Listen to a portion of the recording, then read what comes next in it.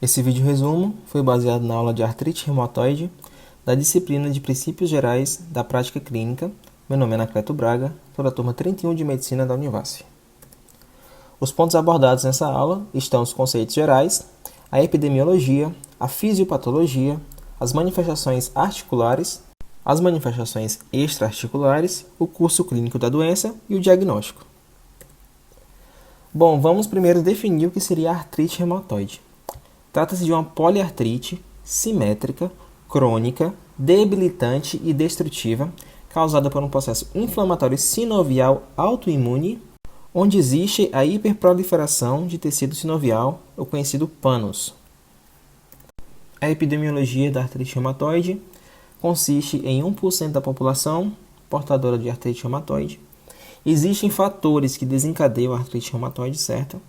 Fatores HLA-DR4 e o HLA-DR beta 1, certo? É a partir deles que vamos identificar aquele FR, né, o fator reumatoide, para diagnosticar nos pacientes. Tem uma incidência de 3:1 em mulheres em relação aos homens, certo? As mulheres são bem mais acometidas. E a idade de apresentação dessa doença é variável entre os 35 e 50, alguns autores trazem até a partir de 40 anos. E tem uma questão também dos fatores ambientais, que são variáveis para o surgimento da doença, né? Alguns autores apontam o estrógeno como um importante facilitador da doença, né? Talvez seja isso que explique a maior prevalência nas mulheres, mas existem também outras causas, como tabagismo, maus hábitos e etc. Isso pode cursar com o aparecimento da artrite reumatoide precoce. A patologia em si, vamos lá. A artrite reumatoide atinge tecidos sinoviais, ou seja, as articulações, principalmente aquelas com cápsula, certo? Trata-se de uma interação complexa de células de defesa e células sinoviais. Essa interação, né, por ser uma questão autoimune, vai produzir um excesso de líquido e tecido sinovial nos ossos e cartilagem, ok? Isso pode vir a cursar com a sinovite, que seria a destruição da cartilagem e do osso, mas também em casos mais graves pode haver o estiramento ou a ruptura da cápsula em si, né, dos tendões e ligamentos. Isso vai causar uma deformidade e a perda funcional da articulação. E esses são fatores patognomônicos da artrite reumatoide. Aqui explicando um pouco mais da sinovite, o que é que se trata, né? Temos aqui na imagem à esquerda a formação, o aglomeramento, né, de tecido fibroso ali se depositando nas laterais dos ossos. À direita temos aqui um exemplo mostrando um pouco melhor como é que se dá essa invasão dos tecidos, né, que vai corroborar com a perda da funcionalidade da junção em si, né? A gente pode ver ali que o tecido está sendo invadido, está invadindo, na verdade, a região articular e chegando lá no outro osso. Isso vai cursar com problemas de deformidade e de perda funcional. A artrite reumatoide vai atingir principalmente as mãos, certo? São os principais locais acometidos, principalmente as interfalanges proximais e as metacarpofalanges. As interfalanges distais geralmente são poupadas, certo? Isso é interessante destacar. Pode ocorrer também o desvio ulnar do paciente, certo? E dois aspectos típicos da artrite reumatoide que chamamos de pescoço de cisne, que seria a hiperextensão das interfalanges proximais. Pode ver aqui na imagem como é que se dá essa deformação de pescoço de cisne. E a outra deformação é a deformação chamada abotoadeira, que se trata da hiperextensão das metacarpofalanges, certo? Podemos ver aqui na imagem uma ilustração detalhando um pouco onde é que ocorre essas deformidades, e nas outras imagens aqui fotos reais dessas deformidades nos pacientes. Os pés também podem ser acometidos, né? Assim como as mãos, as metacarpofalanges, as metatarsofalanges, na verdade, são acometidas também. E podem acontecer na mesma época ou até mesmo antes das mãos, certo? A subilustração dos pododáctilos é comum e leva ao aparecimento de úlceras de pele e da alteração na marcha que os pacientes apresentam, né? Vão passar claudicar devido à dor que isso causa. É típico da artrite reumatoide poupar a coluna vertebral, ok? Uma vez que não temos articulações sinoviais na coluna vertebral e ela é basicamente uma doença que atinge os tecidos sinoviais. Porém, temos duas vértebras que possuem tecido sinovial, que seria a vértebra C1 e C2, certo? Elas podem vir eventualmente a ser acometidas pela artrite reumatoide. Vão cursar com erosões ósseas, certo? Devido ao dano ligamentar. Isso vai levar a uma instabilidade cervical que pode cursar com um quadro de subluxação e posterior compressão medular. Isso é muito grave e pode levar o paciente a ter uma morte instantânea, né? E muitos médicos ainda têm ainda está em discussão em relação ao tratamento preventivo, né? Uma vez que a gente se identifica o quadro de subluxação cervical do paciente, se deve ou não utilizar próteses, né? Fazer a cirurgia para o implante de próteses para fixar e evitar a questão da compressão medular. Só que isso ainda não está bem estabelecido e decidido na comunidade médica. Aqui tem um exemplo da imagem mostrando a região subluxada, aqui na imagem esquerda. E na imagem direita temos aqui o modelo da compressão medular que está ocorrendo no paciente.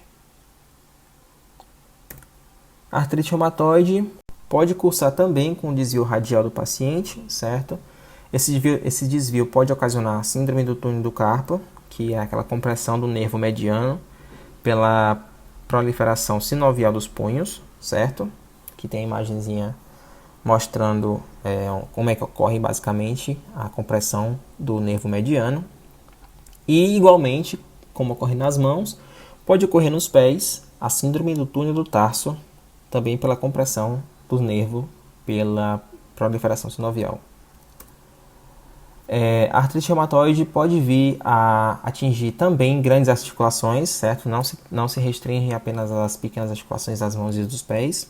Joelhos, cotovelos, tornozelos, quadris, ombros podem ser acometidos pela artrite reumatoide.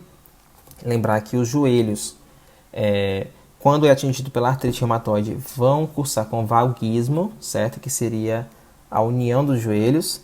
E se fosse artrose, seria varismo, ou seja, a separação dos joelhos, certo? A gente pode ver que na imagem a paciente está com valgismo, os joelhos estão colados um no outro, certo? E sempre simétrico. Lembrar que a artrite reumatoide é uma doença que vai cursar com simetria das articulações. As manifestações extraarticulares mais comumente encontradas seriam, além dos sintomas constitucionais, né, de qualquer doença, tipo febre baixa, perda de peso, astenia e etc. Pode cursar também com alterações vasculares, certo? Principalmente a vasculite de pequenos vasos, com os infartos digitais, né, pequenas manchas equimosas e púrpuras. Essas amostras também podem vir a aparecer no paciente. Pode também ocorrer manifestações cutâneas, principalmente os nódulos reumatoides. Esses ocorrem de 20 a 30% dos pacientes com artrite reumatoide, com fator reumatoide, né? Aqueles pacientes que desenvolvem artrite por causas genéticas. Eles, de 20 a 30% deles podem vir a desenvolver esses nódulos reumatoides. Esses nódulos se instalam em superfícies extensoras ou de pressão, certo? Eles são nódulos firmes, mas só que não são duros, diferentemente dos nódulos da gota, por exemplo, que são nódulos de cristais de ácido úrico, né? Que serão duros de fato como pedras. Os nódulos reumatoides não são duros como pedras, são nódulos maleáveis, né? Flexíveis, só que eles são firmes, eles têm esse aspecto firme. E são indolores também, certo? Podem aparecer também no pulmão, no coração e na esclera do paciente. Uma das manifestações extraarticulares que podem ocorrer, mas em raros casos, seriam as manifestações cardíacas. Pacientes com artrite reumatoide podem desenvolver miocardite, pericardite e derrame pericárdico, que seria a principal causa de manifestação, né? O principal curso de manifestação cardíaca. Também podem vir a ocorrer nódulos reumatoides nas válvulas do sistema de condução e pode acarretar em bloqueios cardíacos, né? A gente sabe que estenoses podem ser causadas por pacientes portadores de artrite reumatoide. Quando o paciente cursa com manifestações pulmonares, o parênquima do paciente pode estar comprometido, pode vir a desenvolver DPLC, fibrose, os nódulos, né? Comumente pneumocistos pulmonares em homens, principalmente. Podem vir a desenvolver também a síndrome de Kaplan, certo? Que trata-se de uma doença ocasionada por pneumoconicose, juntamente com a artrite reumatoide, certo? Essa pneumoconicose pode ser desenvolvida por exposição a agentes acumulantes, como poeira de carvão, poeira de porcelana, pessoas que trabalham nesse tipo de fábricas, né? Sílica, por exemplo. Pode acometer a pleura do paciente também, cursar com derrame pleural, ocasionado por exudato, principalmente. E, devido a isso, pode evoluir com a pleurite, né? Já que o exudato trata-se de proteínas maiores e tudo mais, aumentar a permeabilidade dos vasos e podem vir a cursar com contaminação e desenvolver uma pleurite no paciente. As vias aéreas do paciente também podem vir a ser afetadas pela artrite reumatoide, principalmente com bronquiectasias e bronquiolite, certo? Tenho aqui na imagem do lado inferior aqui um exemplo da síndrome de Kaplan, né? O paciente vai cursar geralmente com problemas articulares. Temos aqui a mesma imagem do mesmo paciente com deformidades articulares, e do lado B temos aqui a formação desses nódulos, né, no parênquima do paciente, justamente causado pela síndrome de Kaplan, né? Esse paciente aqui, a história clínica dele, ele trabalhava numa fábrica de porcelana e possuía artrite reumatoide. Esses nódulos foram se desenvolvendo no seu parênquima e ao curso que as articulações foram se degradando também por causa da artrite.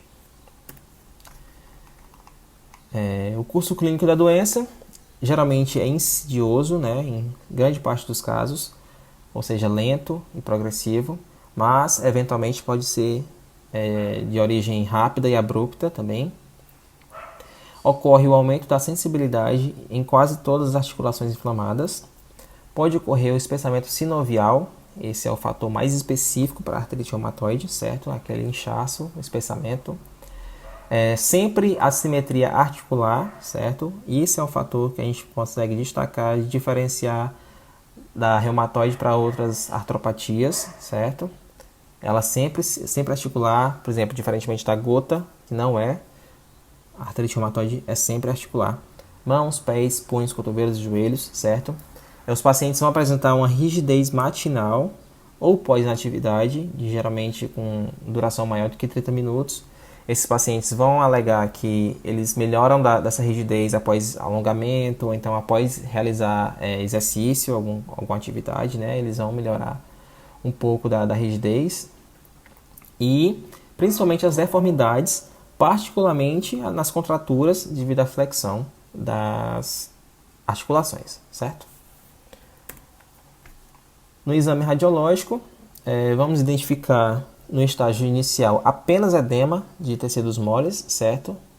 E nos estágios avançados já vamos poder identificar osteoporose periarticular, estreitamento do espaço articular, né, no caso a cartilagem, e erosões marginais nos ossos, né? Podemos ver aqui na imagem que o lado B está bem mais erodido do que o lado A, que seria, no caso, a evolução do paciente com o curso da doença. Para o diagnóstico, temos um critério de classificação do Colégio Americano de Reumatologia, certo? Para diagnosticarmos um paciente, ele deve ter necessariamente 4 desses fatores ou mais, né? Sendo que os 4 primeiros fatores devem estar presentes por pelo menos 6 semanas, né? E quais seriam esses fatores? O número 1 seria a rigidez matinal, né? Como eu falei, a rigidez articular com duração de pelo menos aqui está dizendo 1 hora, mas alguns autores trazem acima de 30 minutos. Artrite de 3 ou mais áreas articulares, com edema de partes moles ou derrame articular. Artrite das articulações das mãos, artrite simétrica, nódulos reumatoides, fator reumatoide sérico, alterações radiográficas, as erosões ou descalcificações localizadas em radiografias de mãos e punhos, principalmente, certo? E tendo 4 ou mais desses, sendo os 4 primeiros. Novamente, acima de 6 semanas, estamos com o diagnóstico fechado para o paciente com artrite reumatoide. Resumindo, a artrite reumatoide atinge a sinóvia, ou seja, é uma doença articular. É uma doença autoimune, certo? Vai atingir normalmente pacientes do sexo feminino acima dos 35, 40 anos, certo?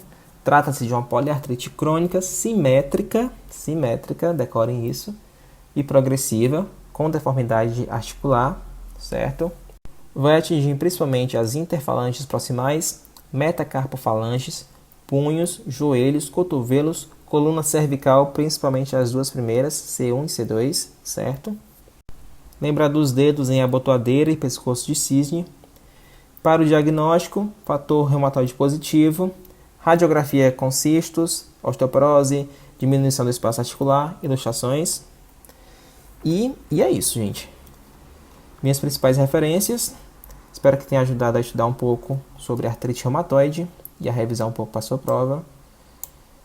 Se inscreve no canal, deixa um like aí e valeu. Tchau.